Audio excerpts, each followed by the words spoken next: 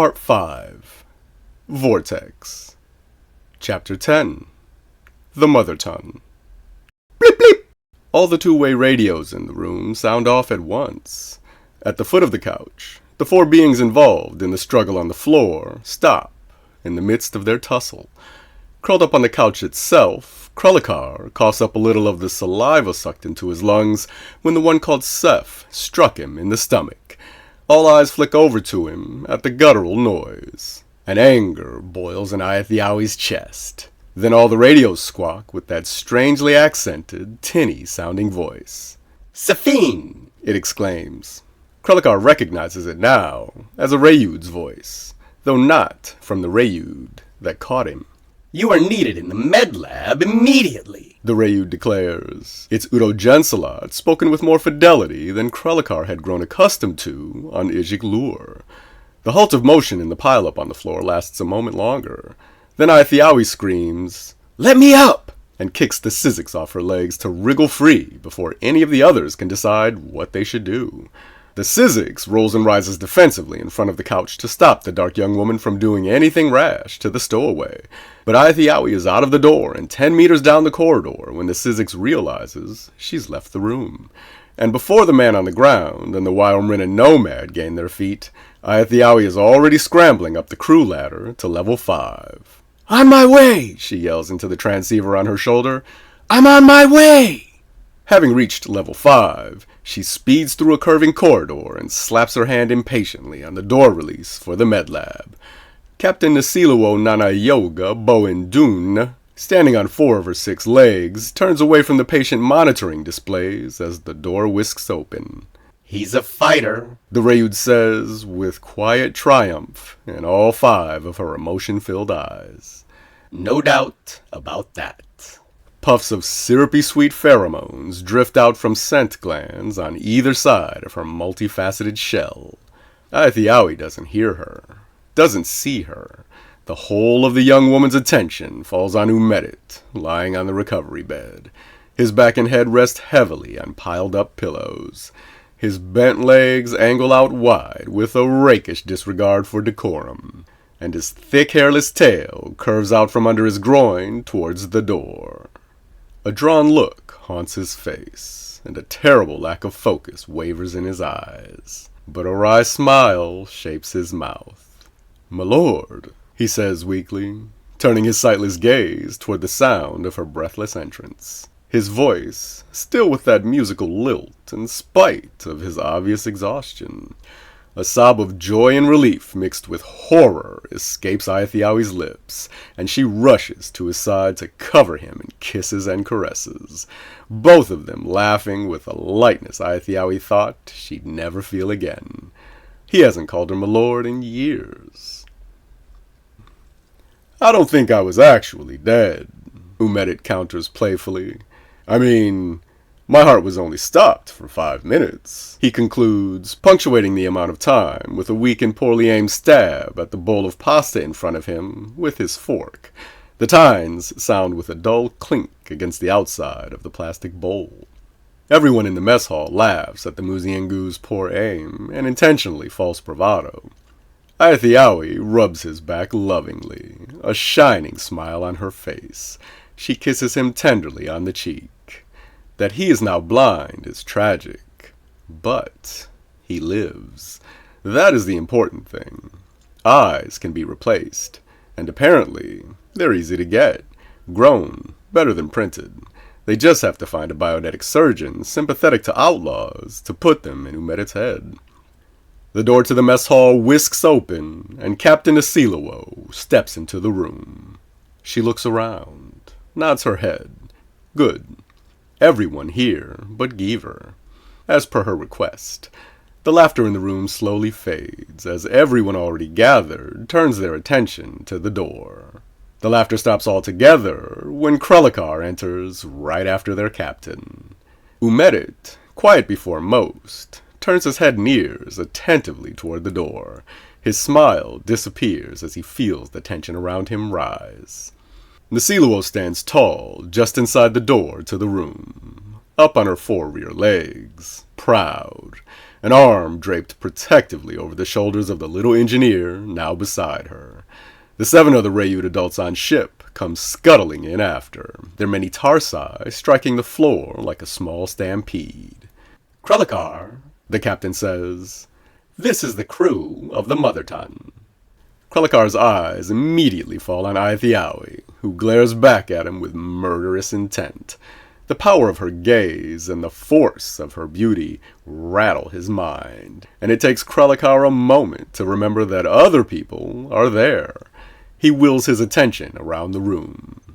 Nice-sized crew.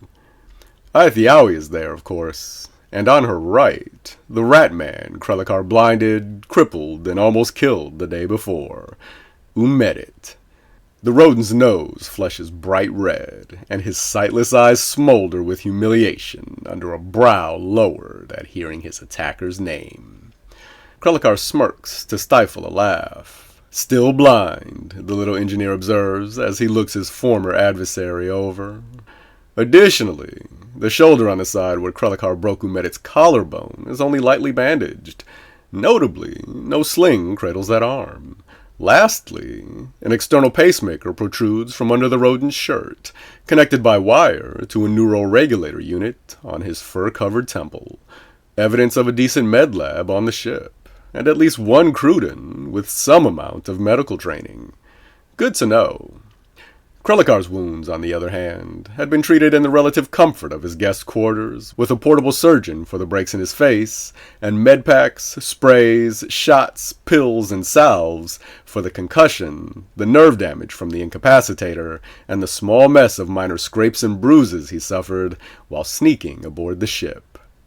As for the rest of the crew present, Krellikar notes one Sizzix, the one defending him when he awoke, 3 other humans, a trio of wild-ridden nomads, an old slender Lenishe, 2 Detubu Inkgao, 2 Morongs, and 8 Fishishk, the parent species of spacefaring flora that had seeded much of the Vivran toy arc with their genetics before the Gixin Jail found them. In Krellikar's experience, no 2 Fishishk looked the same. Understandable when one takes into account the species' long tradition of reproductive commingling and genetic experimentation. Krellikar hasn't seen one in a while, not since early in his tenure on Wagosha, where Fishishk and all their scion are considered a culinary delicacy. He tries hard not to stare. He's eaten Fishishk on several different occasions. They are delicious. Thank you for coming, everyone. Nasiluo begins. I called this meeting to introduce you all to an unexpected but very welcome guest. Aithiawi scoffs. Nasiluo scolds her with a glance. The young woman looks defiantly off to the side, her hand on Umedit's arm.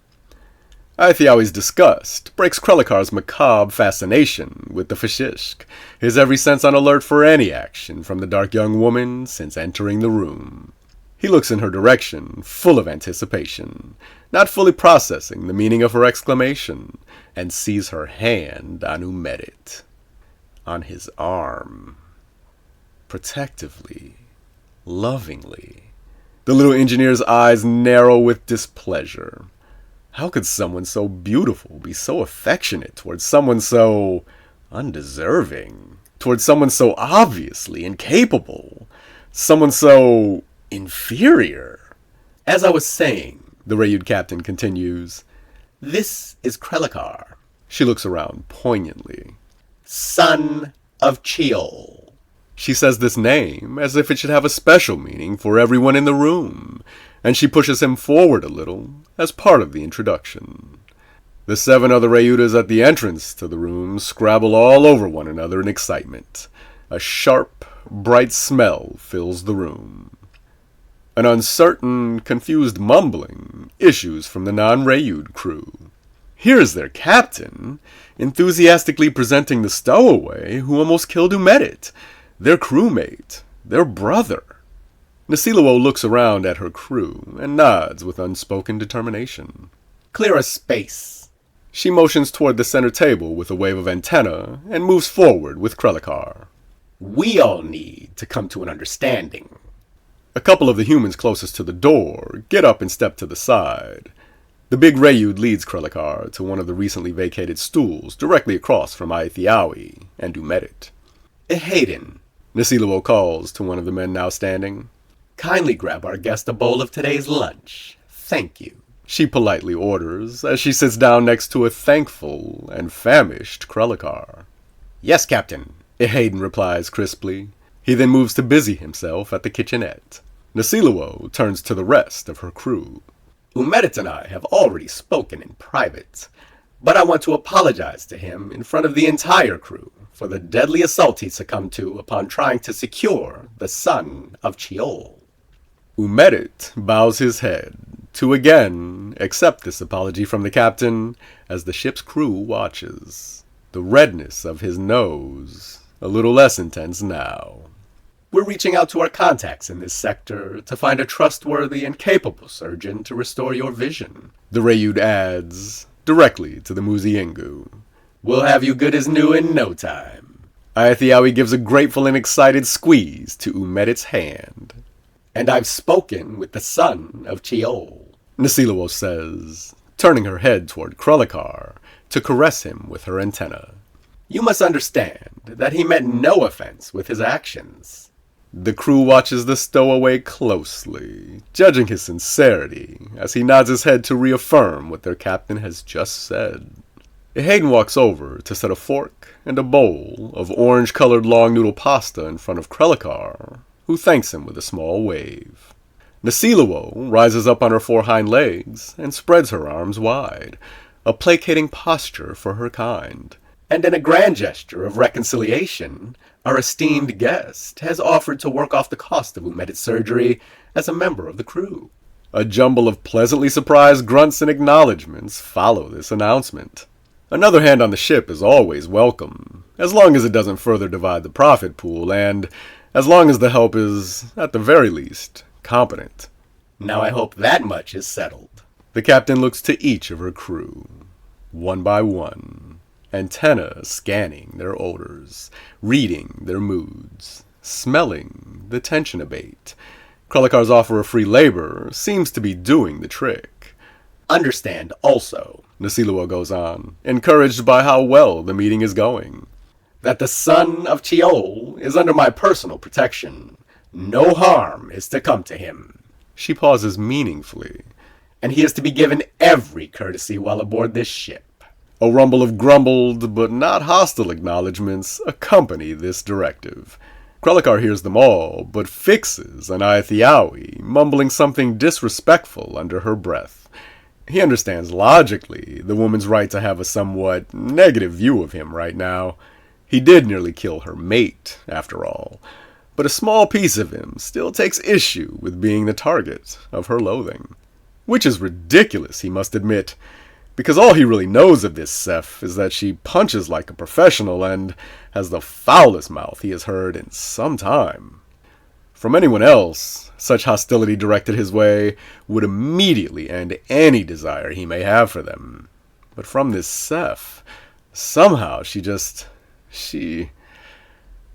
so damn beautiful. Krelikar finds it hard to pay attention to, let alone look at anything else in her presence. He takes a deep breath and fails to find fault with this overwhelmingly superficial infatuation. Captain Nasiluo continues on, with an eye to the dark young woman and her Muziengu groom. If any of you have trouble accepting this, you're welcome to disembark at our next stop. A surprised, though brief silence precedes another rumble of reluctantly grumbled acknowledgments in the mess hall. But this time, Aithiawi doesn't join in. She can't. She stares wide-eyed at her Rayud captain with unmasked disbelief. This morphs quickly into an almost uncontrollable fury. How is it fair that this undersized sneak rates an exception to the ship's rules?